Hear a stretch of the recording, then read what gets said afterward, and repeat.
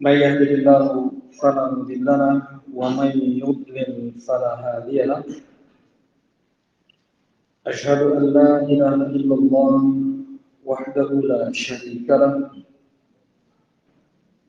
وأشهد أن محمدا عبده ورسوله صلى الله عليه وعلى آله وصحبه وسلم تسليما كثيرا أما بعد قال الله تعالى في القرآن الكريم يا أيها الذين آمنوا اتقوا الله ولتنظر نفس ما قدمت لغد واتقوا الله إن الله خبير بما تعملون. Alhamdulillah bifadlillah wa rahmatihi wa ihsanih.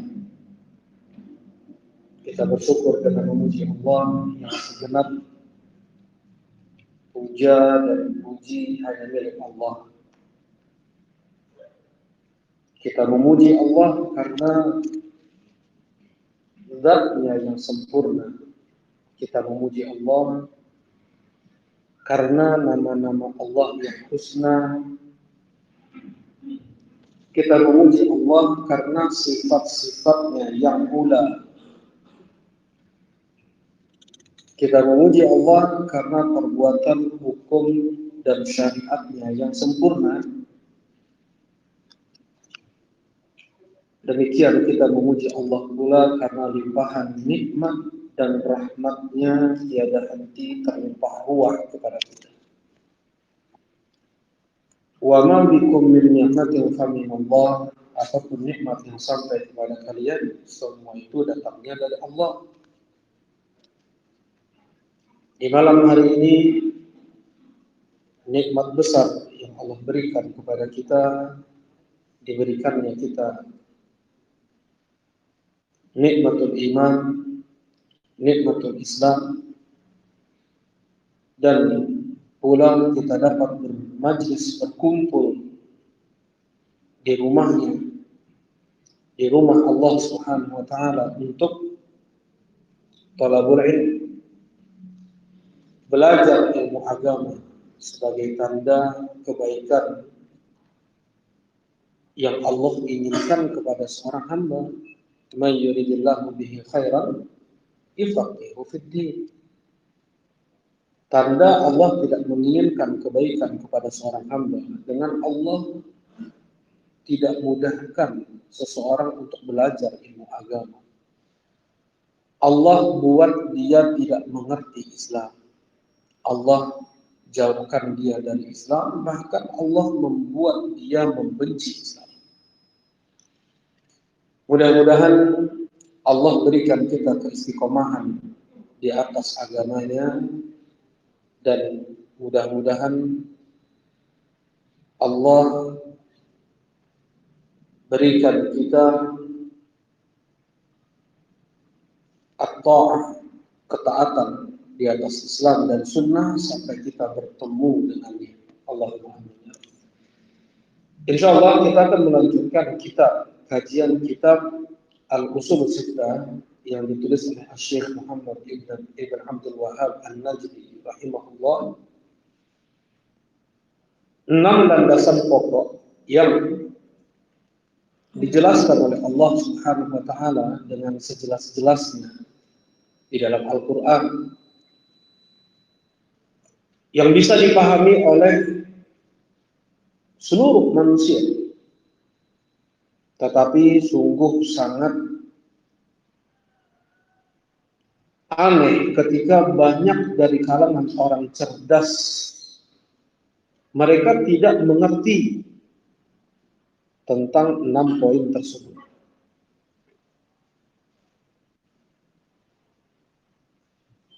Dan ini menunjukkan alam semesta ini di bawah pengaturan Allah. Allah memberi hidayah kepada siapa yang Allah kehendaki, dan Allah menyesatkan dari hamba-hambanya siapa yang Allah kehendaki. Seseorang Dia bisa memahami ayat Al-Quran bukan karena kecerdasannya, hidayah yang Allah berikan kepadanya. Berapa banyak mereka orang-orang yang dikenal dengan cendekiawan, cerdas, pintar, justru mereka orang yang terdepan dalam memusuhi apa yang Allah perintahkan di dalam Al-Quran, seperti tauhid, seperti al-ijtima' fiddin. Nah, insya Allah kita memasuki poin yang ketiga, yaitu al-aslu tsalits. Poin yang ketiga, anna min tamamil ijtima' as-sam' wa ta'ah liman ta'ammara alaina walau kana 'abdan habasyiya. Dan termasuk dari kesempurnaan persatuan. Jadi di poin sebelumnya Asy-Syaikh mengatakan Allah Subhanahu wa taala memerintahkan kita bersatu di atas apa? Di atas Islam, di atas Al-Qur'an, di atas sunnah Nabi sallallahu alaihi wasallam. Dan bisa sempurna persatuan di atas Islam, di atas Al-Qur'an, di atas sunnah Nabi sallallahu alaihi wasallam itu dengan asam wa ta'ah, mendengar dan patuh liman ta'ammara alaina, kepada pemimpin kita walau kana 'abdan habasyia, sekalipun dia seorang budak dari negeri Habasyah. Ya. Wajib untuk taat kepada pemimpin pemerintahan di mana muslim itu tinggal. Selama pemerintahan tersebut muslim, pemerintahan muslim. Kapan seseorang dikatakan muslim? Kapan seseorang dihukumi dia itu muslim? Apabila dia mengucapkan dua kalimat syahadat, asyhadu an la ilaha illallah wa asyhadu anna muhammadar rasulullah. Ini jumhur ulama. Ini ini pendapat jumhur, kebanyakan para ulama. Sedangkan sebagian ulama, ya terkhusus ulama Hanabilah, mereka menambahkan syarat kapan seseorang itu dikatakan muslim, yaitu dengan dia mengerjakan sholat. Apabila dia mengucapkan dua kalimat syahadat dan dia menjaga sholat, barulah pada saat itu dia dikatakan apa? Muslim. Tidak cukup hanya dengan mengucapkan dua kalimat syahadat kemudian dia tidak sholat. Karena hadis Nabi sallallahu alaihi wasallam, al-'ahdu alladhi bainana wa bainahum shalah, faman tarakaha faqad kafar. Perjanjian antara kita dan mereka adalah salat. Perjanjian antara kita dan orang kafir adalah salat. Siapa yang meninggalkannya maka dia telah kafir. Bainar rajul wa syirki wal kufri tarkus shalah. Perbedaan antara seorang muslim, kafir dan musyrik itu adalah meninggalkan salat. Nah, ini pendapat sebagian ulama, terkhusus mereka ulama Al-Hanabilah. Kapan seseorang dikatakan muslim? Kalau dia salat. Karena Rasulullah sallallahu alaihi wasallam pun beliau ketika menyampaikan nanti akan datang pemerintahan yang kalian ingkari perbuatan mereka. Para sahabat geram, ya Rasulullah, ala nunazi'ul amr. Ya Rasulullah, apakah kita tidak memberontak saja kepada pemerintah seperti itu? Yang zalim, yang mengambil hak rakyat, kemudian yang banyak kemungkaran mereka lakukan, kemaksiatan mereka lakukan. Apa kata Rasulullah? La, hatta taraw minhum kufran bawahan alaikum minallahi burhan. Sampai kalian melihat langsung dari mereka kekufuran yang sangat jelas sehingga kalian bisa berhujjah nanti di hadapan Allah Subhanahu wa taala. Dalam riwayat yang lain, la ma aqamu fikumus shalah, la ma aqamu fikum as-shalah. Tidak selama mereka masih salat. selama mereka masih sholat. Di sini jelas Rasulullah SAW mengatakan kufur bawah. Kufur bawah artinya kufur yang sangat jelas adalah dengan seseorang dia meninggalkan apa? Sholat. Ya. Dalil disebutkan oleh para ulama Hanabilah, seseorang dikatakan muslim kalau dia mengucapkan 2 kalimat syahadat dan dia apa? Mengerjakan sholat. Karena itu, kalau kita baca fatwa Syekh Abdul Aziz Ibn Baz, Syekh Ibnu Utsaimin terlebih, ya, Syekh Muqbil dan para ulama-ulama yang lain, mereka mengatakan orang yang tidak sholat bukan muslim, dan ketika dia mati tidak diselenggarakan jenazahnya secara Islam, tidak dimandikan, tidak dikafankan, tidak dikuburkan di kuburan kaum muslimin, cukup gali lubang di tempat sampah agar kaum muslimin tidak terganggu dengan bau busuk bangkainya. Ini fatwa-fatwa para ulama, dan keluarga tidak boleh memanggil kaum muslimin untuk menyolatkan orang tersebut. Dan diantara bentuk pengkhianatan kepada kaum muslimin. Nah, ini fatwa Syekh bin Baz, ini fatwa Syekh Utsaimin. Ya, jadi hukum apa? Meninggalkan sholat itu keluar dari Islam. Ya, berbeda dengan pendapat jumhur ulama. Jelas ini ya. Jadi kita kerucutkan dulu. Kapan seseorang itu dikatakan muslim? Kalau dia mengucapkan 2 kalimat syahadat. Ini menurut jumhur. Tambahan dari ulama Hanabilah, dia pun harus sholat. Ya. Dan prinsip ahlu sunnah wal jamaah, akidah ahlu sunnah wal jamaah, mereka tidak mengkafirkan ahlul kiblah. Apa yang dimaksud dengan ahlul kiblah? Mereka muslim yang sholat menghadap kiblat. Tidak mengkafirkan ahlul kiblah dengan mutlak maksiat atau dosa besar yang mereka lakukan. Ya. Mati dalam keadaan minum khamr, mati dalam keadaan bunuh diri, mati dalam keadaan riba, bermuamalah riba, mati dalam keadaan bermaksiat. Ya. Ahlu sunnah wal jamaah tidak mengkafirkan mereka. Mereka tetap dikatakan apa? Muslim. Tapi muslim apa namanya? Muslim fasik. Namanya muslim fasik. Berbeda dengan orang-orang khawarij. Kalau orang-orang khawarij, mereka menghukumi para pelaku dosa besar di dunia ini dengan kafir. Di akhirat kekal abadi di neraka. Mu'tazilah, apa kalau Mu'tazilah? Tidak dia muslim, tidak dia kafir, tetapi dia kekal abadi di neraka. Ini kelompok-kelompok ya khawarij, Mu'tazilah, demikian akidah mereka. Menyimpang, sesat memang. Kelompok khawarij itu, kelompok Mu'tazilah itu, mereka mudah untuk mengkafirkan kaum muslimin sekalipun sholat. Ya, karena itu kalau kita lihat ada di Indonesia ini mereka yang bom bunuh dirinya di dalam masjid, ya. Ketika sholat Jumat lagi, itu jelas kesesatan mereka. Jelas mereka itu kelompok sesat. Dan seburuk-buruk yang terbunuh di kolong langit adalah mereka itu. Seburuk-buruk yang terbunuh di kolong langit adalah mereka itu, kata Rasulullah SAW. Dan sebaik-baik yang terbunuh di kolong langit adalah yang mereka bunuh. Mereka itu adalah kilabun nar, anjing-anjing neraka, kata Rasulullah SAW. Beribadah mereka membunuh Ali bin Abi Thalib. Ikhlas untuk Allah. Coba kita kurban ikhlas, dia membunuh Ali bin Abi Thalib ikhlas. Dan itu akan kita bahas. Baik. Kemudian kapan satu negeri dikatakan negeri Islam? Kapan satu negeri dikatakan negeri Islam? Kapan satu negeri dikatakan negeri kafir?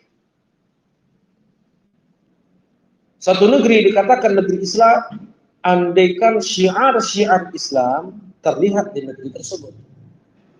Andaikan syiar-syiar Islam terlihat di negeri tersebut.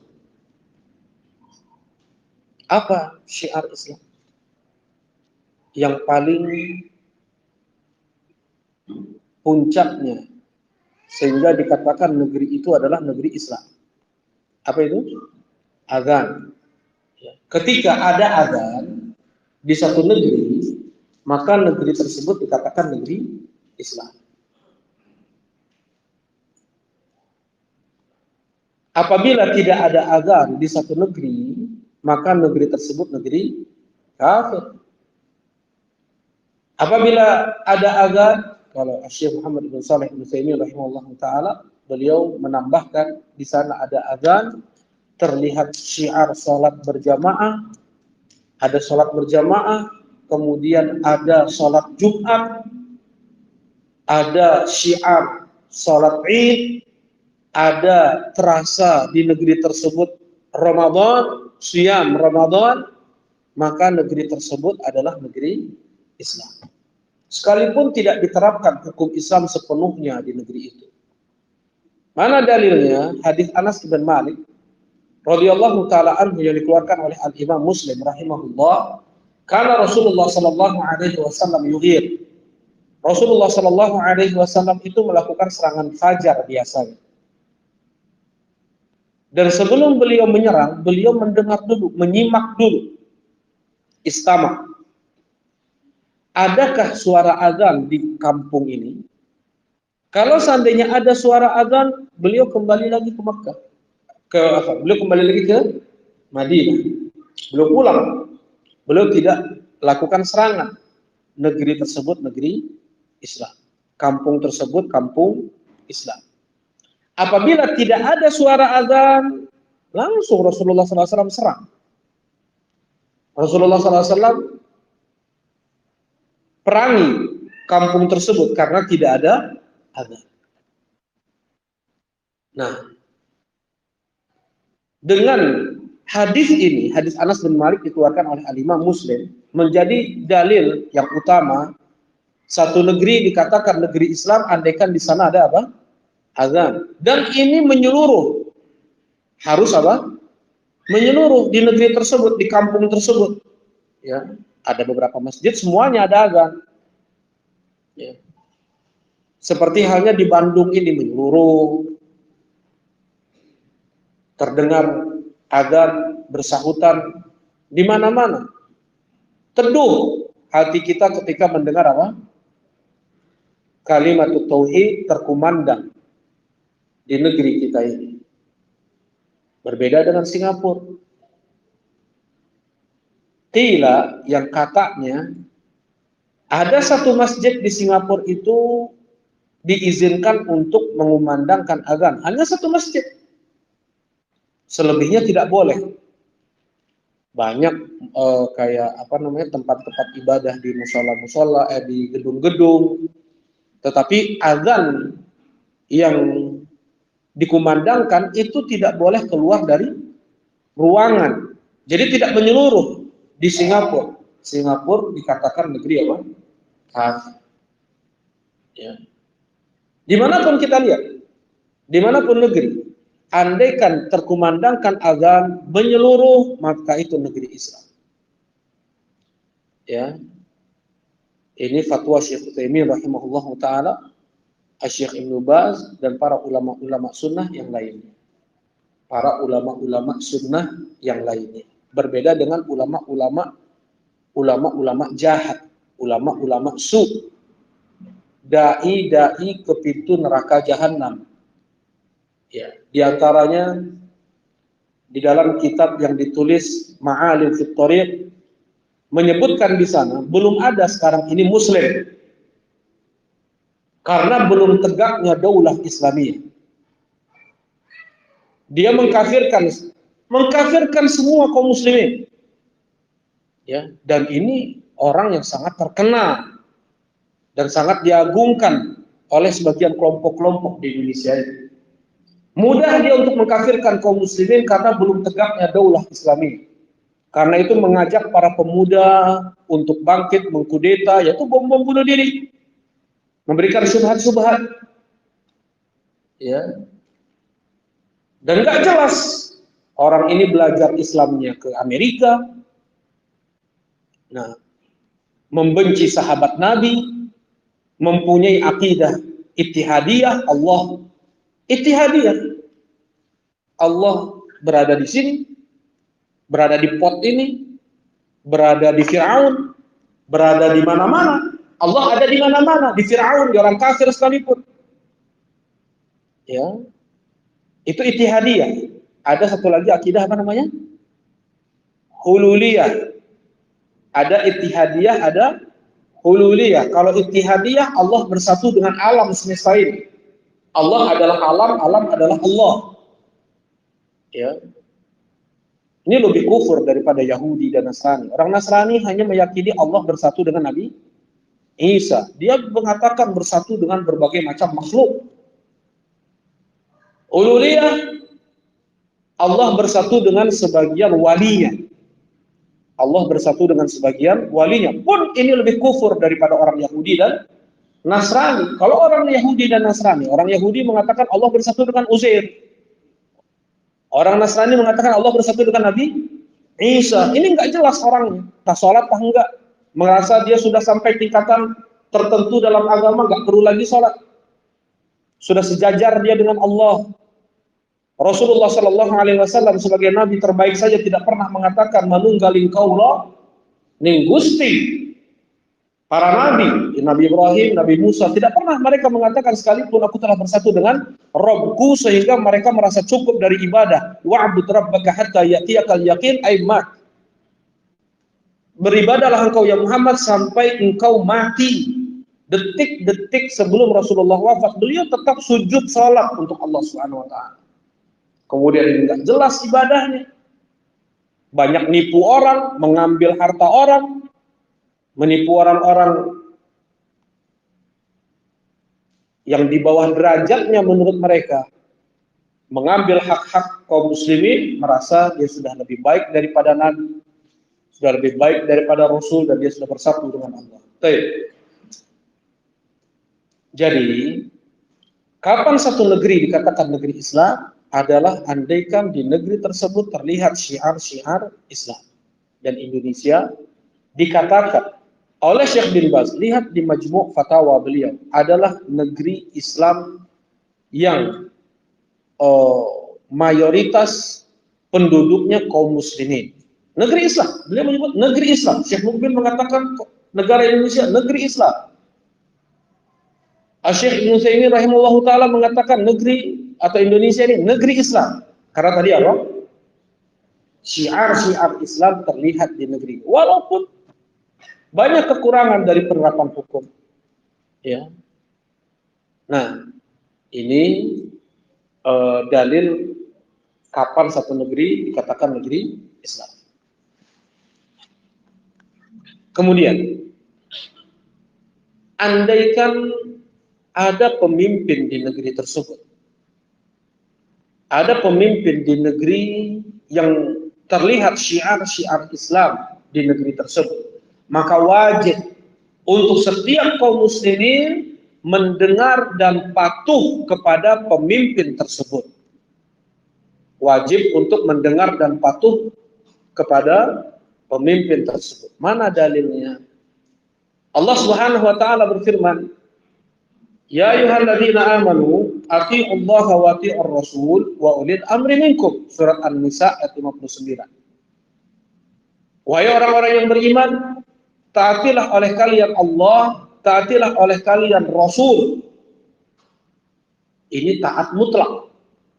Taat mutlak. Tidak boleh kita pikir-pikir, mendahulukan perasaan, mendahulukan akal logika, atau adat istiadat.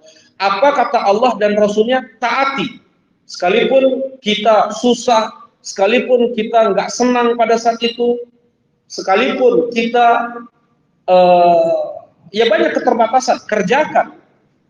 Ya, seseorang yang dia sakit misalnya, susah dia untuk berdiri, tetap dia harus mengerjakan apa?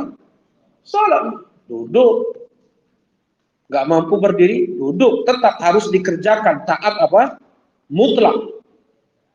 Taat kepada Allah dan taat kepada Rasul adalah ketaatan mutlak.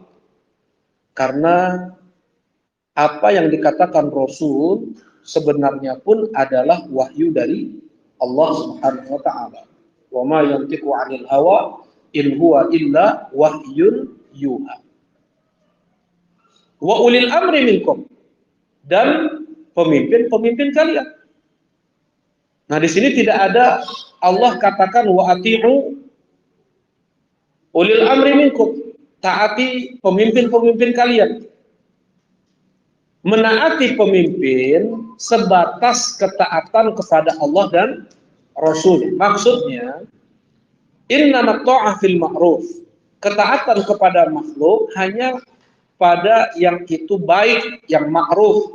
La ta'ata fi makhlukin fi maksiati khaliq. Tidak ada ketaatan kepada makhluk di saat itu memaksiati Allah Subhanahu wa taala. Ya. Perintah dari Allah kepada kita, andaikan pemimpin kita memerintahkan kita untuk hal yang itu hukumnya wajib menurut syariat, lebih lagi wajib untuk ditaati, karena itu perintah Allah, perintah Rasulnya, dan perintah dari ulil amr. Yang itu sunnah, wajib untuk kita taati. Yang itu mubah saja, wajib untuk kita taati. Yang mubah, tidak itu menyelisih Al-Quran dan sunnah. Terlebih di sana apabila ada maslahat-maslahat kembali untuk rakyat, untuk masyarakat, seperti marka jalan, seperti lampu lalu lintas, taat pada peraturan pemerintah di saat itu, dia sudah beribadah kepada Allah dengan mengamalkan surat An-Nisa ayat 59. Taat marka jalan, buang sampah pada tempatnya, itu sudah dalil dari Islam ini, sudah membuang sampah pada tempatnya, atau bahkan mengambil sampah di jalan dibuang pada tempatnya, itu tingkatan iman yang paling rendah. Kemudian pemerintah misalnya melarang seseorang untuk buang sampah sembarangan, kita taati apa yang disampaikan oleh pemerintah tersebut, sejatinya kita telah menaati Allah dan Rasul. Nah, untuk perkara yang itu tidak menyelisihi Al-Quran dan Sunnah, wajib untuk kita taat. Tetapi kalau seandainya di sana ada hal yang itu menyelisihi Al-Quran dan Sunnah, kita tidak boleh taat. Kita tidak boleh taat. Karena yang salah selamanya salah. Ahlu sunnah wal jamaah, mereka tidak pernah membenarkan kesalahan pemerintah. Jelas ini? Yang salah selamanya salah. Sering disampaikan, andaikan orang tua kita sekalipun yang wajib untuk kita cintai, mereka mengucapkan kata-kata yang salah atau melakukan maksiat, tidak mungkin yang salah itu kita katakan apa? Benar. Ulama sekalipun. Ada fatwa mereka yang keliru, ada fatwa mereka yang salah. Tidak mungkin kita katakan yang salah itu adalah benar. Yang salah tetaplah salah. Nah, dan berbeda-beda kekuatan seseorang ketika dia mengingkari atau ketika dia tidak menaati pemerintah yang memerintahkan untuk melakukan kesalahan. Seperti di zaman Imam Ahmad rahimahullahu ta'ala,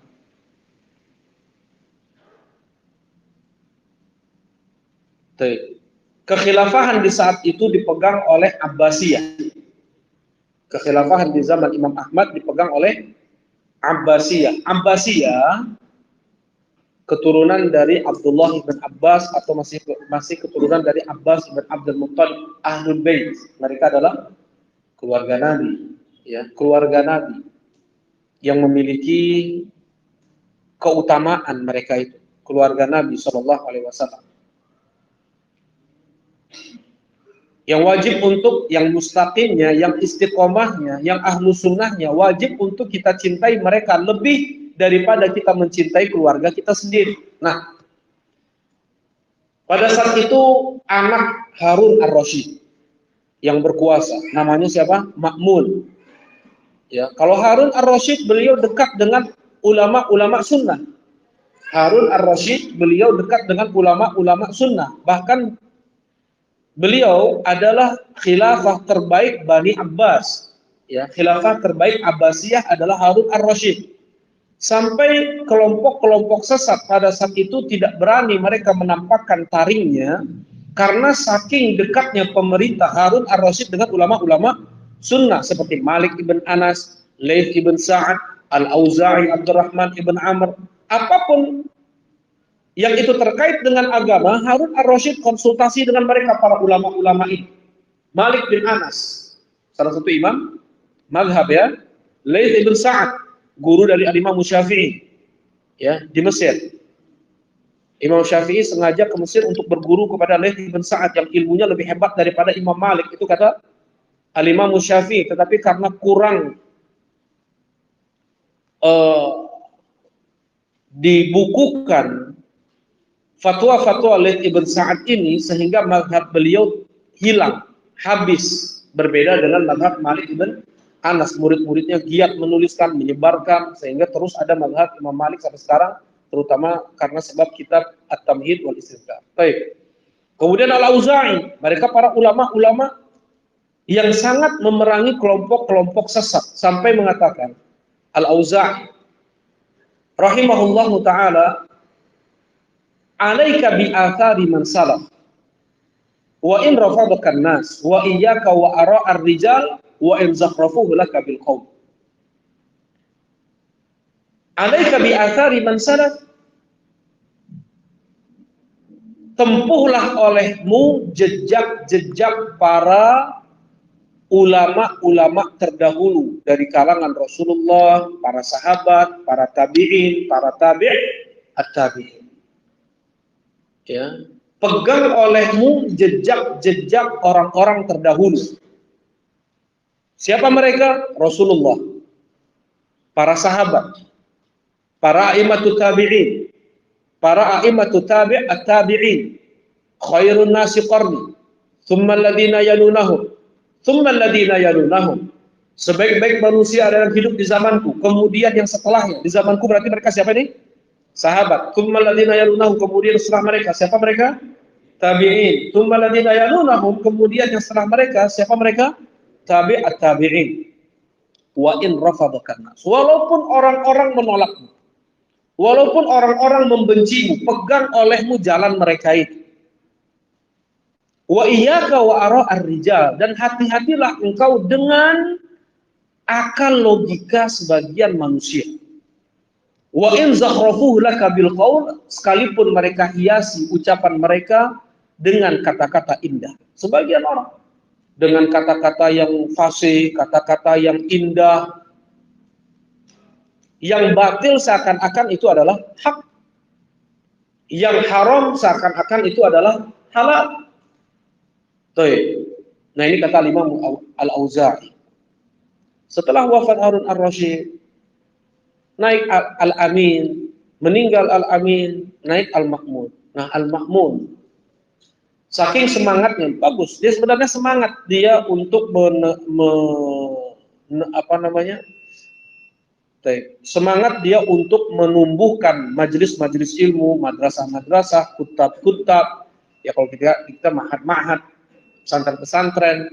Dan insya Allah kita lanjutkan ba'dal isya. Alhamdulillah, wassalamualaikum warahmatullahi wabarakatuh. Nah, kita melanjutkan kajian kitab Sittatul Usul. Ketika seorang muslim dia mendapatkan kebijakan yang itu kebijakan dari pemerintah yang itu menyelisih Al-Quran dan Sunnah, maka di sini dilakukan dua hal atau salah satu di antara yang dua. Jelas yang mungkar adalah mungkar, yang salah adalah salah. Al-Imam Ahmad rahimahullah ta'ala, atau di zaman kekhilafahan Ma'mun, anak dari Harun ar-Rasyid, dia ini semangat untuk menumbuhkan semangat belajar pada rakyatnya.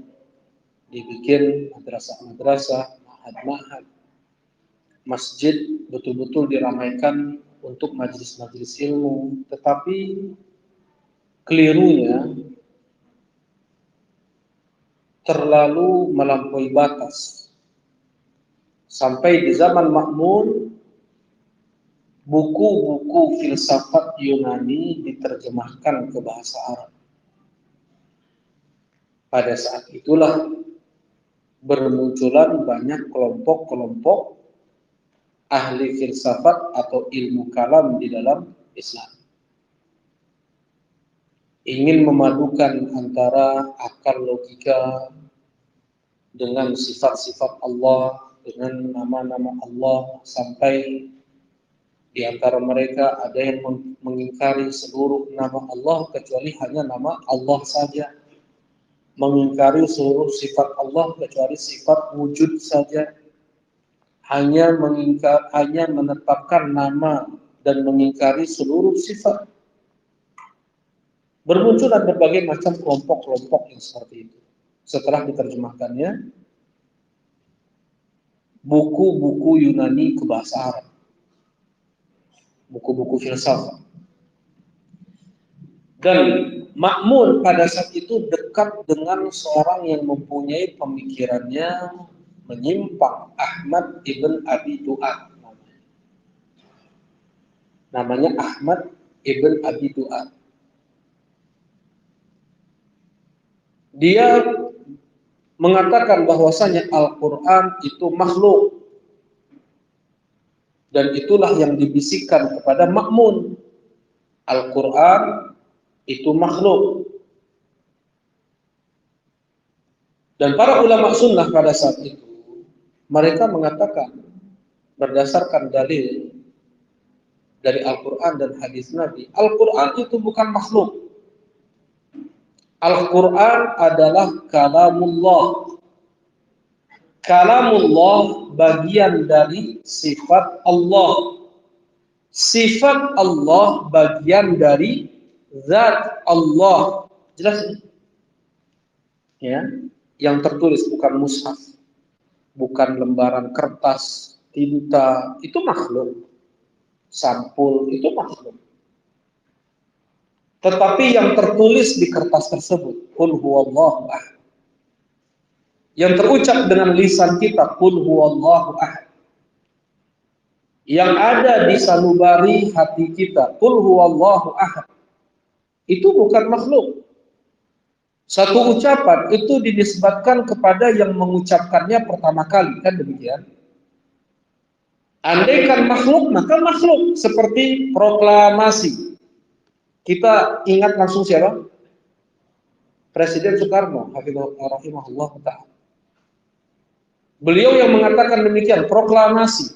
Dia mengatakan pertama kali semua yang menukilkan ucapan tersebut mesti menisbatkan ucapan tersebut kepada Presiden Soekarno. Jelas ini? Demikian pula ketika kita mengucapkan qul huwallahu ahad, qul huwallahu ahad, kita hanya menukilkan ucapan Allah Subhanahu wa ta'ala. Al-Quran bukan makhluk. Al-Quran, lagi-lagi ya, Al-Quran itu hanya bagian kecil dari kalamullah. Kalamullah sangat banyak. Di antara bagian kecil dari kalamullah, Injil, Taurat, Zabur, Suhuf Ibrahim, Al-Quran.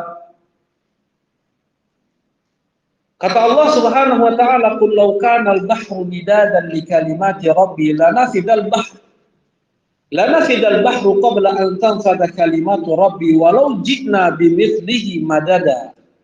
Andaikan samudra lautan yang ada sekarang ini dari ujung timur ke ujung barat, dari kutub utara sampai kutub selatannya, semua samudra lautan tersebut berupa tinta untuk menulis kalamullah, akan habis. Air laut tersebut belum habis lagi kalamullah.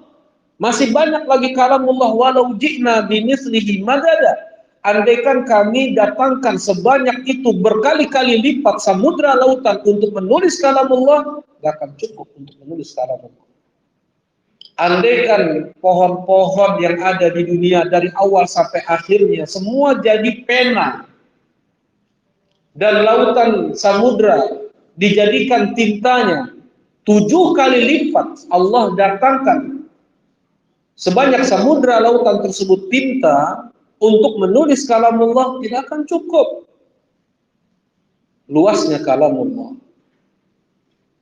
Nah, jadi apa?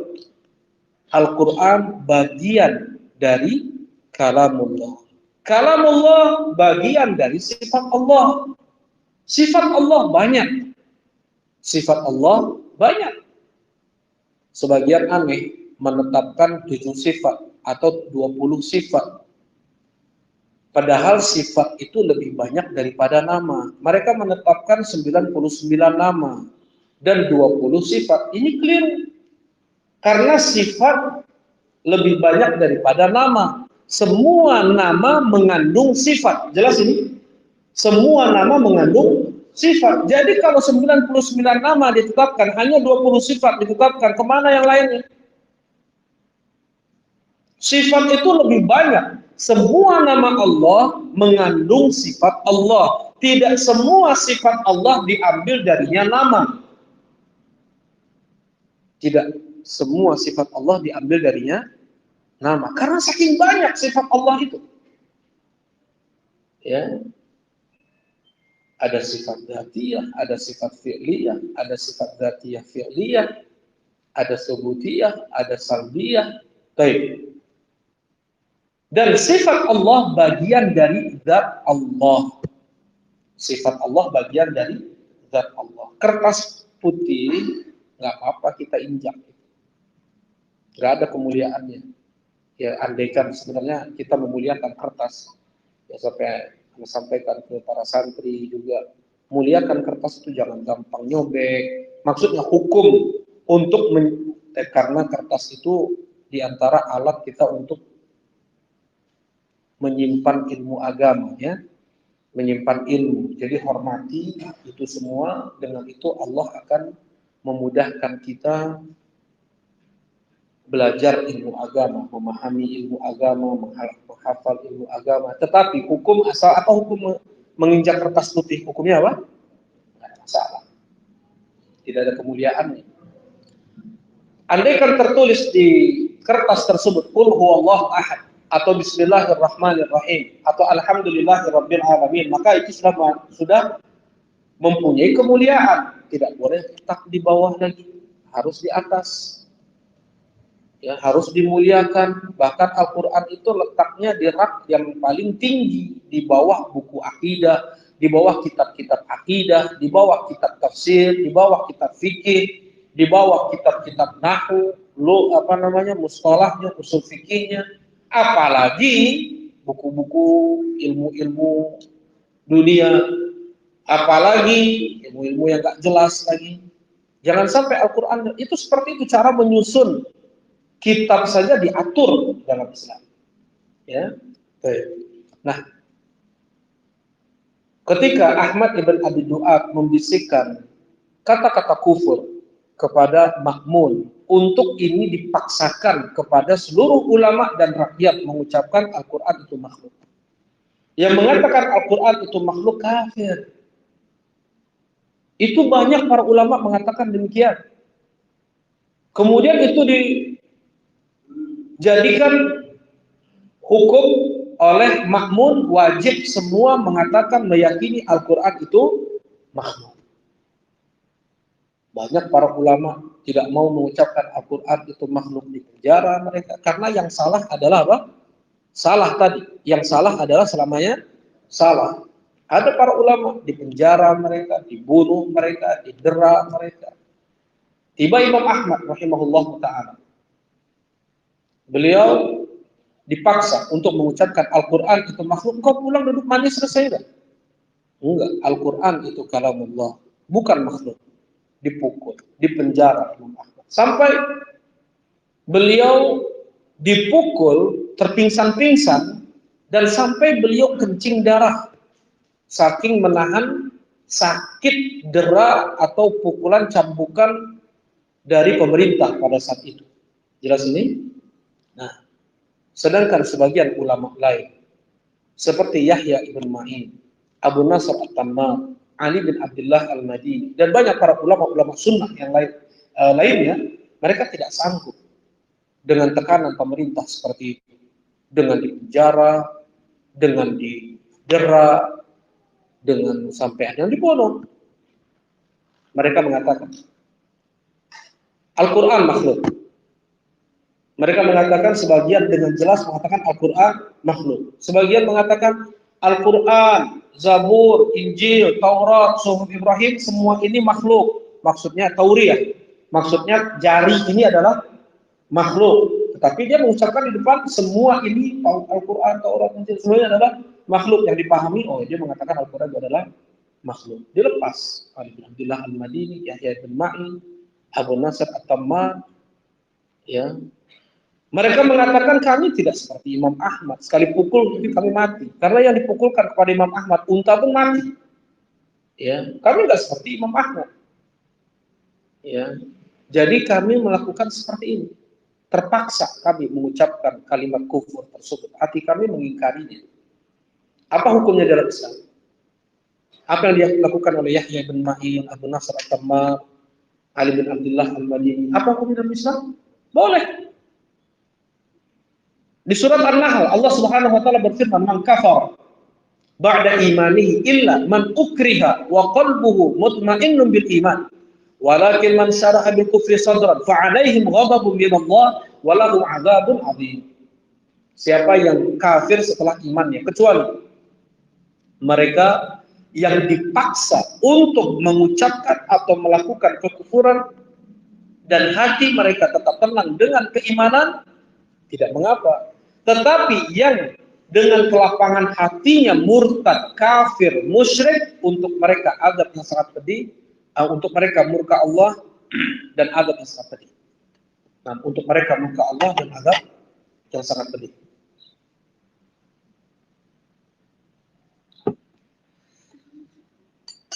Nah, jadi ada berbeda-beda menghadapi tekanan dari pemerintah tersebut, dan dua-duanya benar jelasnya. Terlebih Imam Ahmad pada saat itu. Imam Ahmad,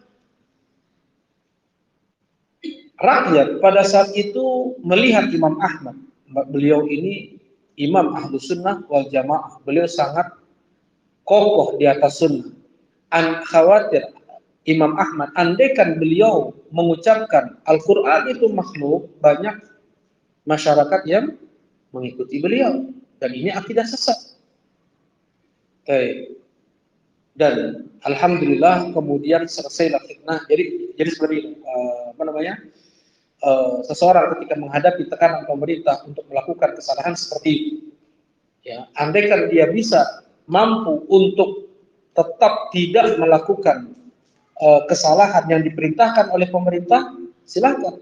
Kalau seandainya dia tidak mampu sampai harus melakukan tauriyah, itu pun sudah diberi udzur oleh Allah Subhanahu wa taala di surat An-Nahl. Jelas insyaallah ya. Yang jelas yang salah selamanya apa? Salah. Baik.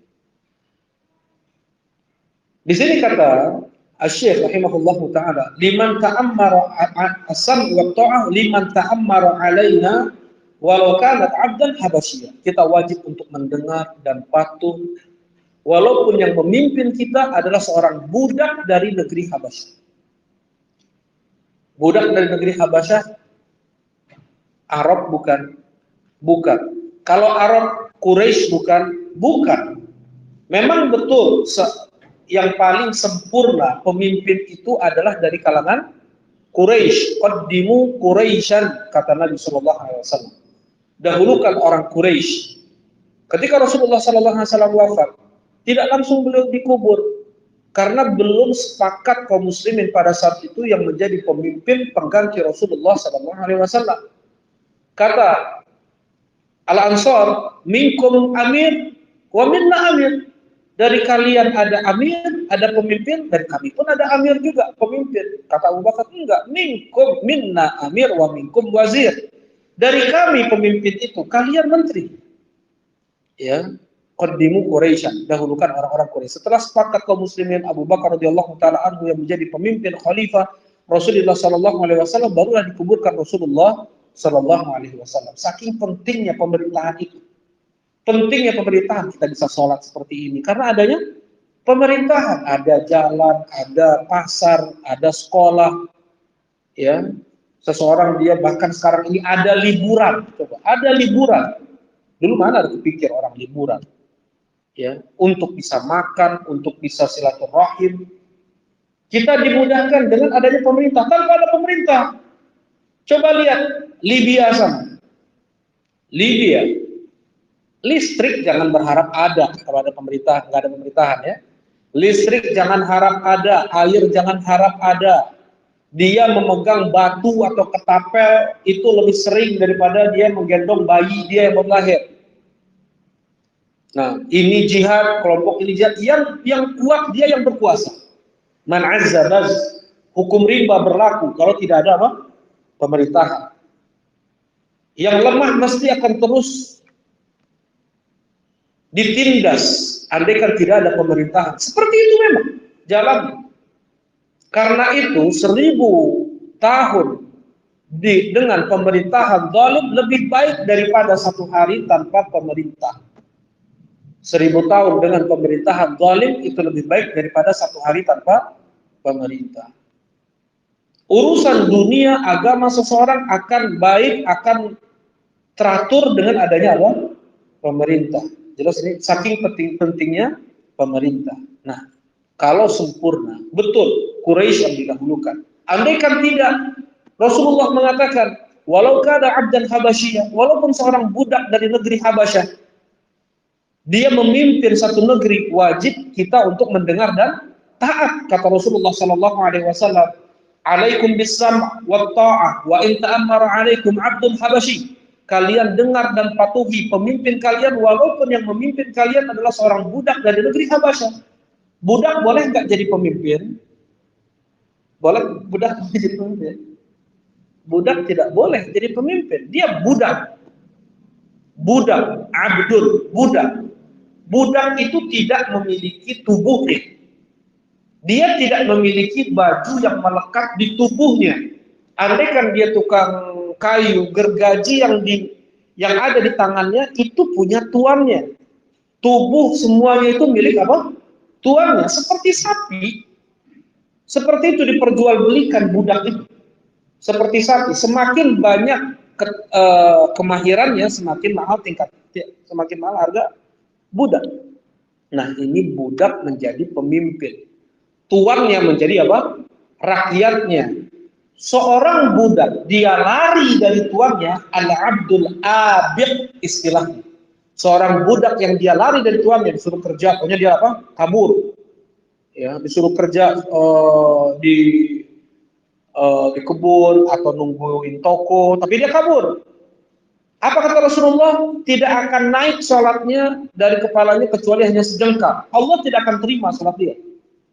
Allah tidak akan terima sholat dia. Dia budak bermaksiat kepada tuannya. Jelas ini? Sekarang dia menjadi pemimpin. Dia menjadi kepala negara dengan cara yang tidak syar'i tentunya. Gak mungkin dengan cara yang syar'i. Dengan cara yang tidak syar'i.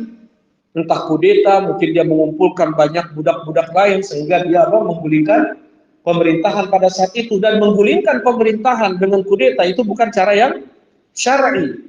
Di dalam Islam, cara menentukan pemerintahan yang pertama adalah kesepakatan seluruh kaum muslimin. Seperti yang dilakukan kaum muslimin terhadap siapa? Abu Bakar As-Siddiq radhiyallahu taala anhu. Kemudian yang kedua, mandat dari pemimpin sebelumnya ke pemimpin setelahnya, seperti mandat Abu Bakar As-Siddiq radhiyallahu taala anhu kepada Umar bin Khattab. Kemudian yang ketiga adalah Rijal Syura. Rijal Asyura, pembentukan Rijal Syura, orang yang pantas untuk bermusyawarah. Enggak semua orang diikut sertakan dalam bermusyawarah. Orang yang baik agamanya, baik fisiknya. Yang kuat fisiknya, kuat dalam ilmu agamanya. Bukan hanya sekedar ulama biasa. Ulama-ulama tingkat tinggi. Itu ulama syura. Ya, ahlu syura yang dibentuk oleh Umar bin Khattab. Baik. Pada saat itu siapa? Ali bin Abi Thalib, Utsman bin Affan, Abdurrahman bin Auf, Zubair bin Awwam, Talha bin Ubaidillah, satu lagi Sa'ad bin Abi Waqqas. Sa'id bin Zaid enggak dimasukkan oleh Umar bin Khattab. Karena Sa'id bin Zaid adalah ipar Umar bin Khattab. Khawatir masuk dalam nepotisme. Abdullah bin Umar enggak masuk, padahal beliau ini pantas. Ya, tetapi tidak dimasukkan oleh Umar bin Khattab. Hanya 6 orang ini saja. Dan kalau seandainya kalian mau konsultasi ke Abdullah bin Umar, tanya, konsultasi ke dia. Baik. 6 ulama yang satu orang kekuatannya sama dengan 1000 orang. Ya, Utsman bin Affan, Ali bin Abi Thalib, Sa'ad bin Abi Waqqas, Zubair bin Awwam, Talha bin Ubaidillah, dan Abdurrahman bin Auf. Baik. Banyak ulama-ulama dari kalangan sahabat, tetapi hanya dipilih 6 orang ini saja. Nah, mereka bermusyawarah untuk menentukan siapa khalifah, hanya yang seperti ini. Mereka bermusyawarah, bukan dengan voting, bukan, enggak, bermusyawarah. Siapa yang paling berhak untuk menjadi pemimpin? Ini yang syar'i, sesuai dengan apa? Syariat. Baik. Kemudian, andaikan terjadi pemerintahan atau pemimpin tanpa atau bukan dengan cara yang syar'i, seperti kudeta misalnya, apa yang harus dilakukan? As-sam' wa ta'ah. Kita mendengar dan patuh kepada pemimpin tersebut. Ini dalil. Zalim enggak nih budak Habasyah ini? Zalim. Kita wajib untuk mendengar dan patuh. Kata Rasulullah SAW, satakunu alaikum atharah. Akan datang kepada kalian pemimpin atharah. Atharah bedakan dengan ithar. Ada ithar dalam Islam, ada atharah. Kalau ithar itu apa? Ithar wa yu'thiruna ala anfusihim walau kanu bihim khasasah. Orang-orang Ansor mereka yu'thirun, mereka melakukan ithar. Ithar adalah mendahulukan orang lain walaupun mereka sendiri sangat butuh, seperti memberi makan tamu makanan untuk bayi Isa Al-Ansor, gitu ya. Nah, itu ithar. Misalnya mendahulukan saudara kita, dia perlu bubur ayam, habis bubur ayam, dia kasih ke saudara dia yang membutuhkan, kayak seperti itu. Ya, ini ithar namanya. Kalau asarah adalah mengambil hak orang. Seharusnya orang-orang dapat, tapi dia ambil haknya untuk dia sendiri. Dia bagikan kalau ke orang-orang khusus dia saja. Itu namanya apa?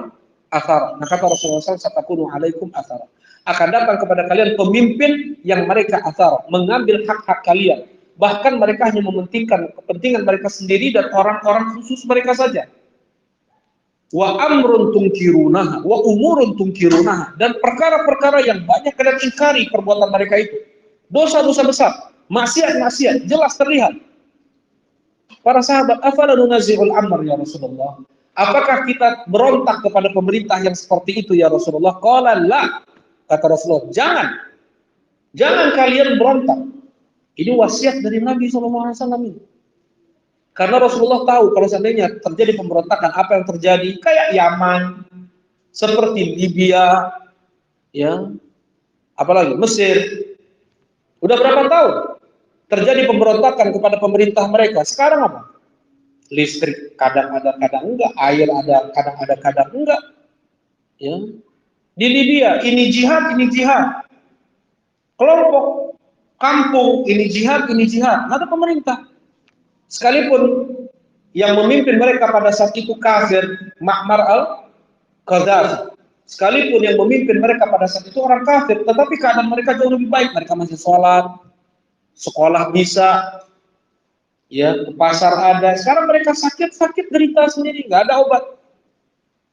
Ya, Rasulullah SAW sayang kepada kita. Tahu Rasulullah yang lebih maslahat, yang baik untuk kita. Dengar dan patuhi pemimpin kalian walaupun seperti itu keadaannya. Ya, jangan hatta tarau minkum kufran bawahan minallahi alaikum. Jangan kalian berontak sampai kalian melihat tarau dengan kedua mata kalian, bukan berita dari WhatsApp, bukan berita-berita qila wa qala, hatta tarau, kata Rasulullah. Sampai kalian melihat langsung mereka itu melakukan kekufuran yang sangat jelas, kalian punya hujah di hadapan Allah Subhanahu wa taala. Bukan katanya-katanya. Ya. Kemudian dalam riwayat yang lain, jangan sampai mereka masih jangan selama mereka masih sholat, selama mereka masih sholat. Jangan kalian berontak kepada pemimpin. Selama mereka masih sholat, kata Rasulullah SAW. Kemudian Rasulullah SAW mengatakan lagi, tasma' wa tuti'a, walau duribadah, walau ukhidha malu. Kalian dengar dan patuhi pemimpin kalian, walaupun punggul kalian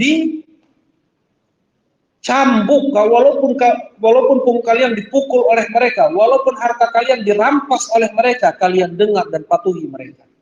Ini hadis Nabi. Sampai kapan kami bersabar dengan pemerintahan seperti itu ya Rasulullah? Andaikan kami mendapatkan pemerintahan yang seperti itu, hatta talqauni 'alal haud, sampai kalian bertemu denganku nanti di telaga sampai mati. Dan orang yang bersabar dengan seperti itu, dia di antara yang paling berhak untuk meminum air dari telaga Nabi Muhammad sallallahu alaihi wasallam. Kemudian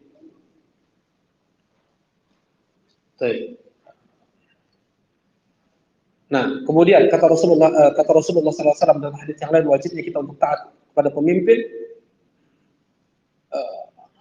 Allah di awal hadis yang lupa. Kemudian kata Rasulullah SAW, tu'adduna alladhi alaikum wa tas'aluna Allah alladhi lakum. Ya, kata Rasulullah SAW, kalian tunaikan aja apa yang mereka minta itu. Yang itu menjadi kewajiban kalian, bayar ini, tunaikan saja, dan kalian tuntut mereka nanti di hari kiamat. Kalian tuntut mereka nanti di hari kiamat. Tas'alunallah alladzi lakum. Nah, ini dalil-dalil banyak lagi dalil-dalil dari Nabi sallallahu alaihi wasallam wajibnya kita untuk menaati pemimpin sekalipun itu zalim, Ya. Dan jangan mengira bahwasanya kezaliman pemerintah itu karena ulah mereka saja, enggak, karena ulah rakyat. Kadzalika nuwalli ba'dadz zalimin ba'dahu ala ba'd. Demikianlah kami jadikan para pelaku zalim itu pemerintahnya apa? Zalim juga. Ya, kalau seandainya pemerintahnya baik, soleh, Allah akan berikan untuk mereka pemerintah yang baik juga, yang soleh juga. Nah, dan sebaik apapun pemerintah, jangan sampai kita mengira mereka akan selamat dari cibiran, dari kritikan oleh orang-orang yang mengaku berislam. Jelas ini? Ya. Utsman ibn Affan radhiyallahu taala anhu dibunuh. Utsman bin Affan dibunuh oleh orang-orang Khawarij Mesir. Ali bin Abi Thalib dibunuh oleh Ibnu Muljam, Khawarij, guru tahfidz, guru Quran, terkena syubhat, ya, mengkafirkan pemerintah, mengkafirkan, kemudian menghalalkan darah Ali bin Abi Thalib. Ya, jangankan Utsman, jangankan Ali, andaikan Rasulullah menjadi presiden Republik Indonesia kira-kira.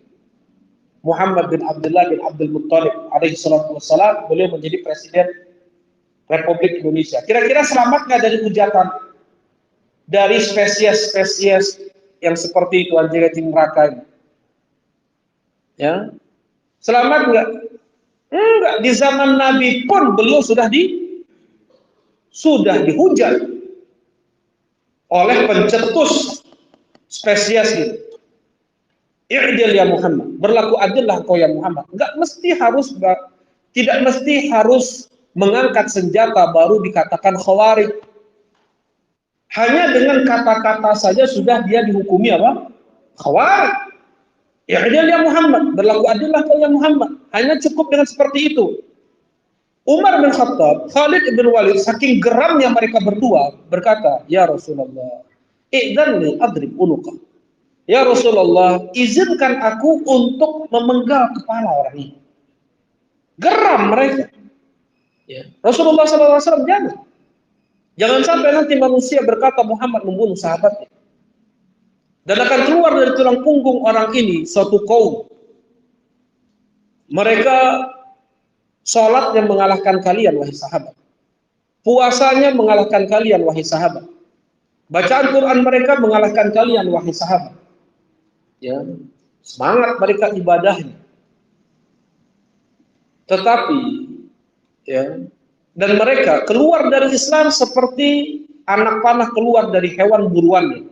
Anak panah, kalau seandainya melesatnya kencang sekali menembus hewan buruan, sampai tidak ada darah yang menempel setetes pun di anak panah tersebut. Kayak proyektil peluru misalnya. Kalau peluru tembak kan nggak ada sisa, nggak ada darah nempel di proyektil tersebut. Nah demikian pula lah dulu anak panah kata Rasulullah SAW. Yamruquna minad din kama yamruqu saham minar ramiyah. Mereka itu keluar dari Islam seperti halnya anak panah keluar tembus dari hewan buruan. Tidak terlihat mereka pernah masuk Islam. Kenapa? Yaqtuluna ahlal Islam wa yada'una ahlal awthan. Karena mereka itu orang yang membunuh orang-orang Islam dan membiarkan para penyembah berhala. Yang kebanyakan terjadi bom-bom bunuh diri itu di mana? Di negeri yang mayoritas kaum muslimin atau di negeri mayoritas kafir? Muslim. Di Indonesia, di Afghanistan, di Pakistan, di Saudi. Mereka ini. Ya. Baik. Terlebih ketika seandainya mereka sudah angkat senjata, faman qatalahum falahum ajr. Siapa yang membunuh mereka maka dapat pahala. Lain adraktuhum laqataltuhum kaqatli'an. Andaikan aku menjumpai mereka ini, aku akan binasakan mereka sebagaimana Allah membinasakan kaum 'Ad. Nah, jadi perbedaan antara ahlu sunnah dengan khawarij ketika menyikapi kesalahan pemerintah. Jelas ini? Khawarij dia mencela pemerintah di depan umum. Khawarij dia membuat berita-berita untuk menumbuhkan kebencian masyarakat atau rakyat kepada pemimpinnya. Khawarij dia sampai mengajak orang-orang keluar, ya, mencela, menghujat, kemudian sampai pada titik mereka mengangkat senjata. Nah, sedangkan ahlu sunnah mereka memegang sunnah Nabi dalam menasehati pemimpin yang salah. Ingat, yang salah selamanya apa? Salah. Ya. Sampai ahlu sunnah dikatakan antek-antek pemerintah, Zionis pemerintah, Yahudinya pemerintah. Memang seperti itu lisan mereka. Mereka nggak tahu itu adalah hadis Nabi SAW. Kata Rasulullah SAW, "Man arada ayam sahalini sultan, fala yubdihi alaniyah, walakin ya'khud biyadih wal yakhlu bih." Siapa yang mau menasihati pemimpin, maka jangan terang-terangan. Pegang tangannya, nasihati berduaan. Ain qabila fadzak. Kalau seandainya diterima itu yang kita mau. Wa illa faqad adda alladzi kana alaih. Kalau seandainya tidak, maka dia sudah tunaikan apa yang menjadi kewajiban untuk dia. Dia bisa untuk menasihati pemimpin. Kalau bisa kita langsung berbicara berduaan, tidak di depan umum, menasihati ini enggak boleh, ini syariat, ini hukumnya haram. Lakukan. Kalau seandainya tidak bisa, surat khusus. Kalau itu sampai, kemungkinan tidak sampai, doa lagi kita. Berdoa lagi kita. Allah Subhanahu wa taala mampu untuk mengubah hati Umar ibn Khattab yang menindas kaum muslimin pada saat itu menjadi manusia terbaik kedua setelah para nabi dan para rasul. Ya.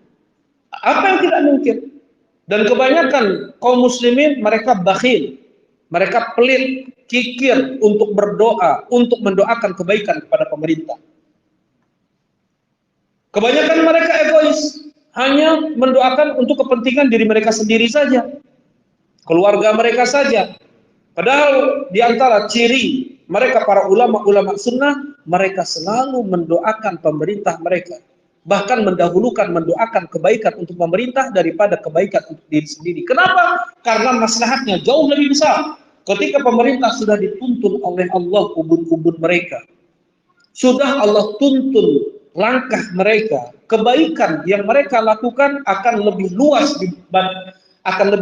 daripada apa yang dilakukan oleh sebagian kaum muslimin. Ya, nah seperti inilah ulama sunnah mereka menyikapi pemerintah. Pun kalau seandainya pemerintah kafir, boleh langsung kita memberontak. Ya. Rasulullah SAW selama 13 tahun di bawah pemerintahan kafir. Belum ada syariat jihad karena melihat maslahat dan mafsadat, timbang itu. Timbang maslahat dan mafsadat. Jangan sampai darah kaum muslimin terbuang percuma. Kalau seandainya pemerintah apa? Kafir. nggak boleh juga langsung melakukan jihad. Ya, jelas ini insya Allah. Barakallahu fikum. Nah, silakan mungkin ada yang mau ditanyakan. Kita selesaikan dulu. Fabayyana Nabi sallallahu alaihi wasallam hadzal asal bayanan sya'i'an dha'i'an bikulli wajhin min anwa'il bayan syar'an wa qadara.